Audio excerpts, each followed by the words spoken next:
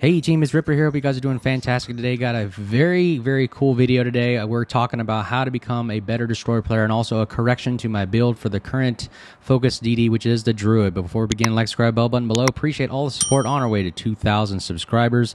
Giving away a free premium DD giveaway at 2,000. Let's get right to it. First of all, we start out with positioning. And how we plan on doing this with the current layout, we have two destroyers against their two. First, for this strategy, we're planning on having both destroyers move towards Bravo. I plan on covering my Shimakaze while the Smolensk will contest and hold and maybe spot Charlie to see where they're at, while the battleships will kind of just slowly press northwestbound and kind of hold until we can actually determine where the enemy is at. The eastern flank we'll leave unguarded because, well, really, I don't think it's worth really sending somebody that way. If they do come that way, we are still in the control area of Bravo and Charlie. So let's get right to it. Let me go ahead and get off right out of the bat with a public announcement that I actually appreciate this a lot.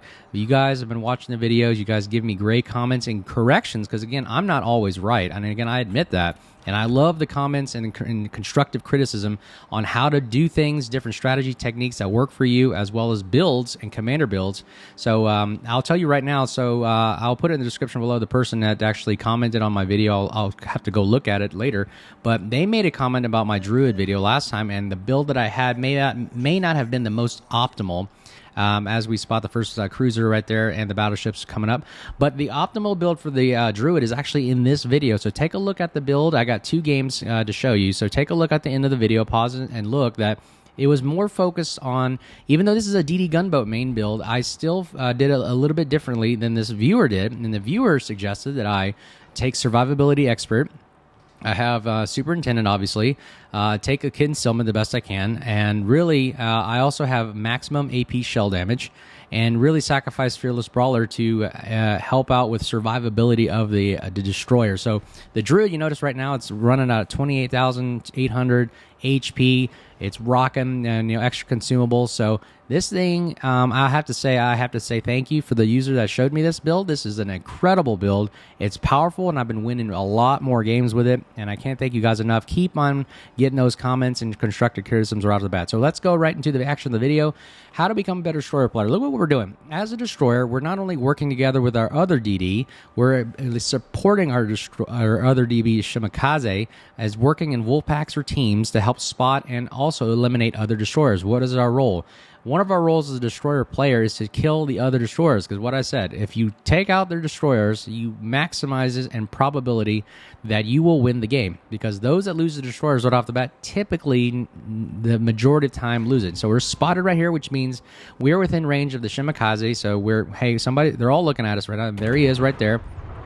Our guns do absolute ridiculous damage. Look at that. 1,700 damage on the ship. 2,300 damage every few seconds, or a couple seconds that is. We're just taking the Shimakaze out. We're going to rush him nose in because it's harder to hit us while we're nose in. We're minimizing our footprint, and we're going to keep running. We got our Hydra up and running, so if he does cheat back into the smoke, we go get him, and looks like we're radared right now, but we keep pressing the Shimakaze. Hopefully we get a nice, easy shot. I just keep firing. Don't freak out right now. Just keep nosing into the threat, and there he is. Okay, we definitely have this. A few last shots should be able to get him, and boom, splash 1 RP back to 40, force blood, and we're going to have to weave in and out of these torpedoes. Can we make it? And whoa, we got right through there, and hopefully this radar goes on for the Mino, but you know what? We have a broadside Mino. Maybe we can take him out with us. He goes undetected, but hopefully someone else is spotting us. We are taking a brute onslaught from the Republic secondaries right here, and we go undetected. Thank goodness. We'll hide into the Shimakaze smoke, and look at that beautiful broadside shot. I don't need to look at him. I know exactly where his last position was. We're going to keep shooting. Look at all those juicy citadels right there. Did I tell you that the Druid has amazing shells that really do significant damage and work on light cruisers. And look at this, we have a nice buffet style Citadel City, and do we get out the Mino? He is taking a beating, and boom, splash 2 RP back to 40. We've got 11 Citadels on the Mino. He's got torpedoes coming in. I do like the accelerations of the British style destroyers. Look at this, goes from 0 to hero in literally just a couple seconds right there. We see we can dodge this. Now we do have a problem here. We are running right into the Republic, so we got to maintain. But look what we did. We took out 2 ships. We spotted, we helped our team, we're in the smoke, and it looks like we dodged the torpedoes, but we're gonna have to reveal ourselves to the Republic And yep, he's looking for us. He knows we're here. And look, when we die, but you know what? We satisfied a bulk of the problems for our team, taking out a destroyer and a cruiser at the same time, all while the rest of our team should be eliminating the threat for the rest of the match. But that's while we're waiting for this Republic to die, what I talked about right there is what we did exactly. We had our Shimakaze in the back, continuously spotting and torping. We rush ahead, we kill the destroyer, kill the radar cruiser, and then we're actually leading from the front, watching our team eliminate everybody else, and then they move forward and continuously kill everybody else. But again, the biggest thing for you as a destroyer player is really either you're going to take out their other destroyer, continuously spot, and again, this is for ranked right here. So there's, again, everything has different play styles. There's no carriers, no CVs. But the biggest thing I saw right there is what we did right there is lead from the front, help flank for our team. It actually caused them to make the enemy team to make a lot of errors. They sacrificed and also hid in a lot of the positions that I would say are not favorable. But you could see that the Druid play style I have, again, I picked the Druid because one of the most powerful gunboat DDs out there, but it doesn't have torpedoes. So again, it may not fit your style of the gameplay. Again, I like that gameplay for it right there, but that's how we solved that problem. I'm going to go ahead and pause the video right there and or fast forward through it so you can see the build. We actually win this game, and we played our part. I just want to show you the power of what the Druid can do in that gun engagement, as well as can take down cruisers, especially if you're in smoke or you've got good positioning, and it helps out a lot. But let's go ahead and fast forward. Yeah, we definitely kill this Yamato. Okay, let's take a look at the second match right here, and a little bit different strategy, a little bit more open water this time, but how we're going to attack this one, we have the Colbert and we have a Z52 with us. We're going to support the Z52 because we know he has 6-kilometer hydro, so I'm going to go ahead and shadow the Z52 as we move down towards those power-ups, as well as the Colbert is going to move to the eastern side to also find an island to hide behind a spam, while we also have the 3 battleships spreading out. While we may have one battleship, the Thunderer, go to the east, we'll have the other 2, the Schlieffen and the Prussian, will actually go to the west and actually potentially cap those power-ups as well to the west. This kind of strategy allows us to spread out so we can get focusing fire from different directions, as well as it opens up possibilities for citadels and also cross-firing abilities.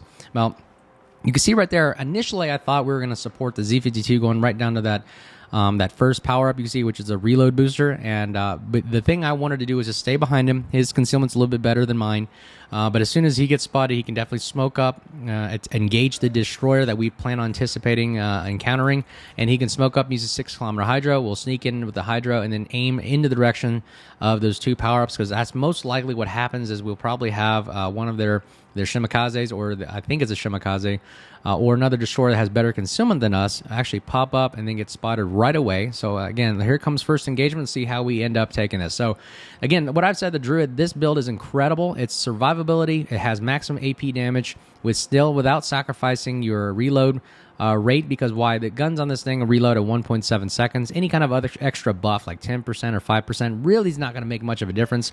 And like I said right there's the Shimikaze outspotting us. Now, the problem that we face right here is the Z52 is actually cheating away and running away, which is increasing the range and not allowing his hydro to be actually effective. So right now, as you can see, the Shimikaze is going into smoke. Z52 is popping smoke, but the problem we are facing is he's probably going to be caught with the Venezia as well as the torpedoes, and that's not a good thing to see. Look at this, like literally 12 to 15 torpedoes coming right out of the smoke. That's why I don't like hiding in smoke. It is a magnet. So again, as a destroyer player, first rule is don't die. Number 2 is the best thing is to continuously spot. Look at it there. He just took a torpedo, which means we lost 50% of our DD power. That's bad. The probability of us losing has just increased exponentially because we lost a destroyer, and it doesn't help any of the team. You can't do anything when you're dead. So look, I'm being spotted, I'm outspotted, and there's a Venezia in there in smoke. I can't shoot anybody. Might as well disengage. So again, another tip for you to get better as a destroyer player is know when to disengage and live to fight another day. Because look at that. Venezia shells are not fun to mess around with. So again, there's nothing wrong with retreating, living, recircle back around, reattack, and reassess. So the Z52, what they could have done better is really just should have literally charged the Shimikaze, pop smoke, and maximize the hydro and the smoke capability if you're going to do that. Otherwise, if you're going to run away, might as well commit fully to the retreat and then reestablish spotting for the eastern side, while we, as the other destroyer, will spot for the west. Now, we have the Shimikaze. Again, what is my role? kill the other destroyer. So I'm going to have to figure out how am I going to take on this other Shimakaze who outspots me, by the way, which means I'm going to have to take a risk and sacrifice some of my health in order to get close enough to engage the Shimakaze. Now, he hasn't used smoke, so I know he has a smoke still available. We don't have radar, so we're going to have to play this a little bit more cautiously. Again, I'm just lingering around the middle area of the map, just trying to figure out where we're supposed to go. Where's the Shimakaze going? I'm thinking that this Shima is going to probably go to the west and spot that Schlieffen or torp him. But again, he could also be still within our vicinity, so we got to keep an head on a swivel, an eye up once we get detected. The majority of their forces are to the east right now, so we're okay. We don't want to mess around too much to the east. We want to continuously spot for our battleships, and here we go. We're spotted right now, so immediately course of action right now is to go nose in, go full speed, maximize the quick the closure rate so we can get closer to the Shimakaze as fast as we can. We got a 6.8 concealment. He's probably got a 5.8. There's 5.6, somewhere around that. I think I don't remember. I always think the Shima's like really good at concealment. And let's see if we can take out this GK. Let's see if we can get some lucky shots and eliminate a battleship. That would be good. Okay, there is the Shimakaze right there. He smokes up immediately. So, again, we're going to just keep pushing forward. We know his guns don't really outmatch ours. So we are taking shots in the secondaries from the Schlieffen in front of us. But if we can take out a battleship, it would help us a lot. There we go. Great job, Thunder, right now. We're going to pop smoke and go undetected. That's why I like using smoke as a defensive measure, not a spamming tool anymore. Because you are literally a magnet for torpedoes and all the whatnot, right? So here comes some torpedoes from the Schlieffen. I probably have some torpedoes coming from the Shimakaze right now, so I'm going to go ahead and reverse and keep my nose pointed at the threat. So currently the threat is the Shimakaze right now. Schlieffen can't see us. So again, what is our role? Don't die. Number 2, hunt destroyers. 3 is potentially spot, and then 4 is cap the objectives at the end. So you got to notice that you have a lot of roles and responsibilities to deal with. Otherwise, look at your battleships. They're all in the back. That's all they're going to do unless you do something and you take the charge. Now, here we go. Oh, I didn't expect this. The gearing comes up right off the bat. We're going to go ahead and engage and see if we can take as much of the HP off as possible. Notice the great angles for the Druid's guns. Incredible angles that it can max pin a lot off the gearing right here, and let's see if we can get him. We're going to keep shooting at the direction of the threat. Gearing's making a bad choice by shooting, allowing me to see him, and there we go. We're going to go ahead and shoot right at his superstructure kind of area right there. We lose a gun. We have the damage. We need that firepower. We cannot lose 2 of our 1 gun, 50%, and boom, slash 2, 1 RP, back 40. We also engage a Shima, and that is 2 down for the count, but look what we did. Double kill right there, as well as eliminating both their destroyers, leaving a 3-on-3 match for the rest of the game. But that, in a nutshell, is how you should be doing your destroyer roleplay and getting better. Again, it'd be better if I survive, but again, let me know what you think about comments below. I'm going to post the build at the end of the screen. So stand by for that. The build will be at the very end of this 3rd video. Again, a little extra treat here. 3rd video is really awesome.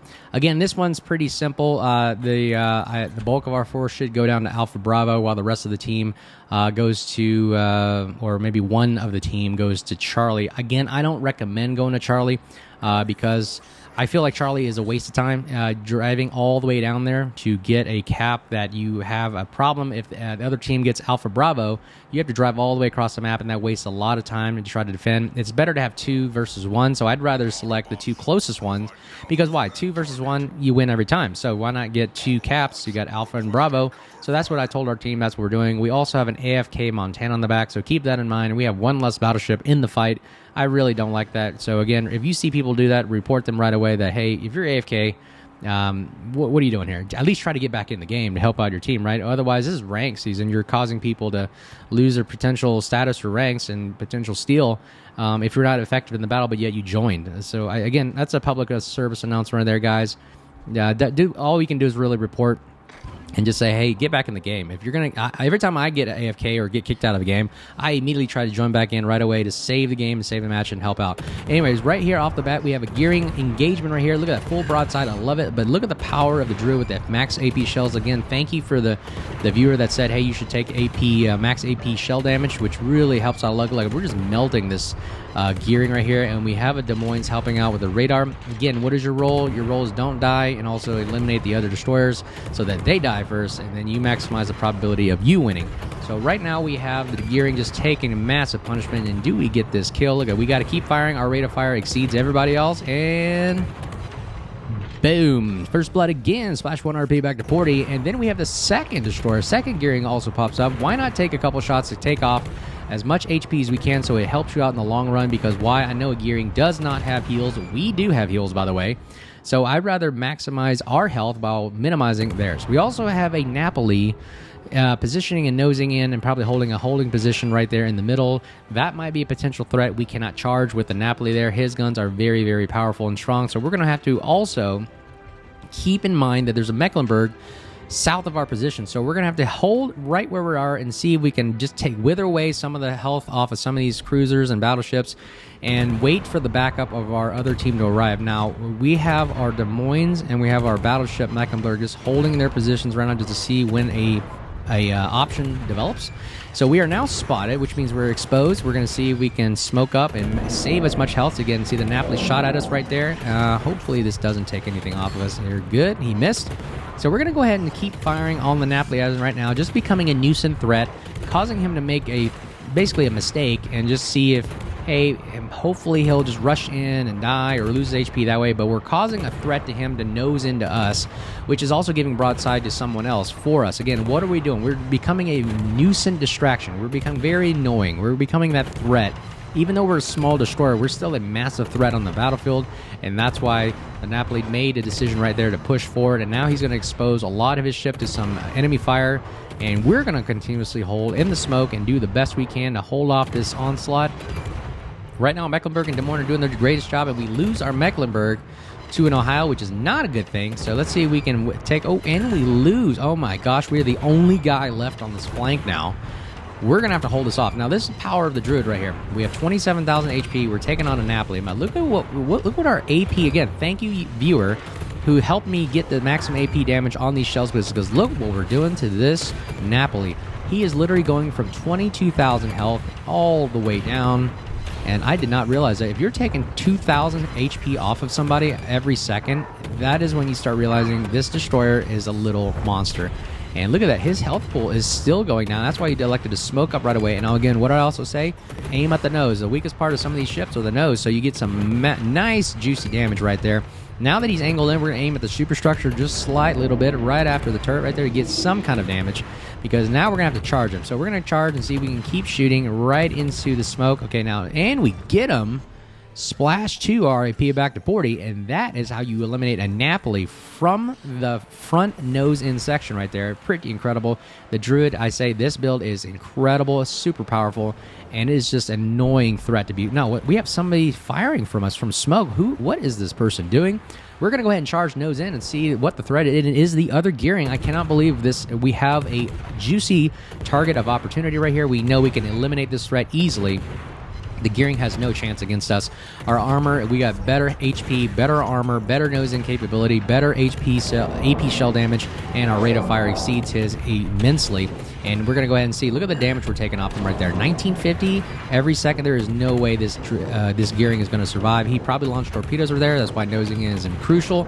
We slow a little bit down and give our time to kill. And we lose our gun, repair it right away, get 50% maximum damage, and boom! Splash 3 RP back to 40, and that is how we take out 3 players on the western flank. He probably launched torpedoes, so we're going to keep nose in right now. Wait a tick, wait a tick.